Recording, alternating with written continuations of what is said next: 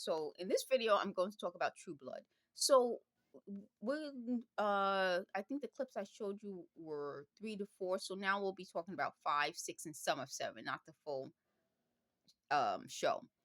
So I want to talk about how at this point they said I mispronounced Sookie's name. I call her Sookie, Sookie or Sookie. Okay, so either Sookie or Sookie, Sookie. So in this conversation, I want to talk about how in the from 1 to 4, they were dealing with what was happening to them. To me, from 5 to 7, it's not dealing with what happened to them, dealing with how they reacted to what happened to them, dealing with the time that was wasted on what happened to them. So similar to what I feel, like my own experience, where I'm now at the point where it's like, okay, this happened, how I'm dealing with it, and the time that was spent dealing with it. And one of the points that I want to talk about was the character Bill, who's a vampire, who was the one who first started to date Sookie, Sookie or Sookie, and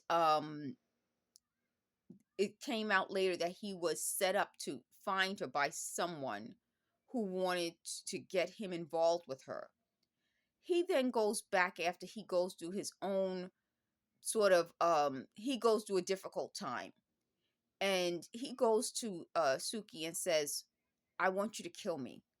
He regrets all the things that he's done, the relationship, the way he followed the path he followed. And she's like, no, I wouldn't do that. So how this relates to what I feel I'm experiencing is they wanted me to be the person who came up with all these stories about them. So not kill them physically, but emotionally and mentally, to do to them what they did to me. And I'm trying to say, I'm not going to be that person. I will tell my story.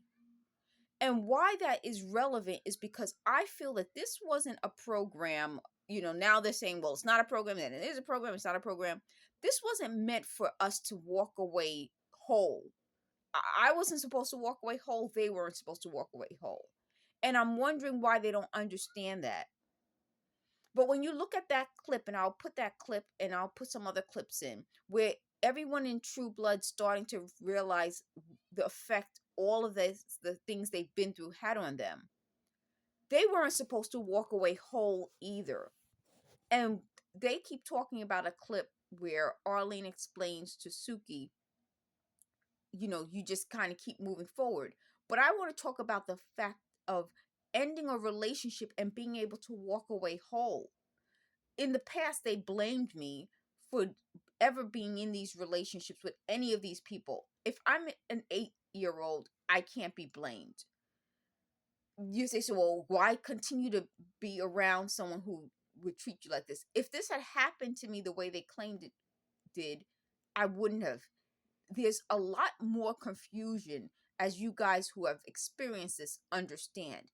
This is not like a beginning and an end. This is ongoing.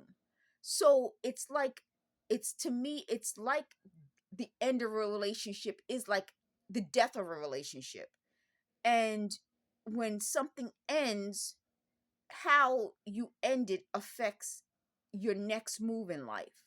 So my move in life was to end this whole situation by making it public, my version of it, since their version is out there, and then ending it. So sort of like killing the relationship, saying goodbye, burying it, and moving on. They would not want me to do that. They would want me to keep reliving it. So this horror would be relived, and it would stay. It's as though the horror of this would be alive. All of us would be dead, but the horror would be alive.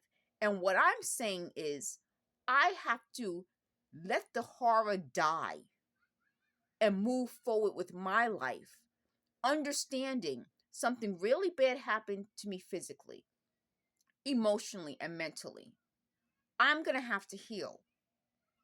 I can't be accountable for them healing, but they need to do what they have to do to heal. If talking out loud 24/7 to me is the way you feel you can heal yourself and continue to live, you can't. You can't. No one can live that way.